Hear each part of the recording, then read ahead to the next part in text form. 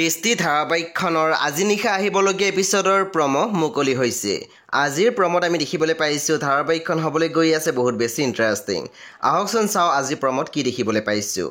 আজিৰ প্ৰমৰ প্ৰথম ভাগতে আমি দেখিবলৈ পাইছোঁ মনদীপে কৈ আছিল ঝৰ্ণাই এইটো জাগাতে আছিল, এই ঠাইৰ পৰা বেছি দূৰলৈ যাব নোৱাৰে আৰু ইতিমধ্যে চিমিবোৰ পৰা এটা ইনফৰমেশ্যন পাইছোঁৱেই। তাৰপিছত আমি প্ৰমোত দেখিবলৈ পাইছোঁ সৌৰভে বাবাক কৈ আছিল মোক এজন ভাল উকিল লাগে। তেতিয়া বাবাই মাত দিছিল বুৰ জামিনৰ কাৰণে ন। তেতিয়া আমি দেখিবলৈ পাইছোঁ সৌৰভে মাত দিছিল তেওঁক আৰু বেছি শাস্তি দিয়াবলৈ। তাৰপিছত আমি প্ৰমোত দেখিবলৈ পাইছোঁ বিৰিণাই মনৰ দুখত কৈ আছিল কেনেকৈ বচাবা তাইক, পুলিচৰ চকুৰ সন্মুখৰ পৰা ভণ্টিয়ে জীওক লৈ গৈছে।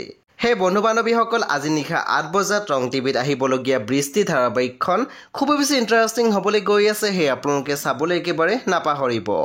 পৰৱৰ্তী আপডেটৰ বাবে আপোনালোকে মোৰ চেনেলটো ছাবস্ক্ৰাইব কৰি কাষত থকা বেল আইকনত টিপি দিবলৈ একেবাৰে নাপাহৰিব আৰু প্লিজ আপোনালোকে মোৰ ভিডিঅ' এটা লাইক কৰি দিব।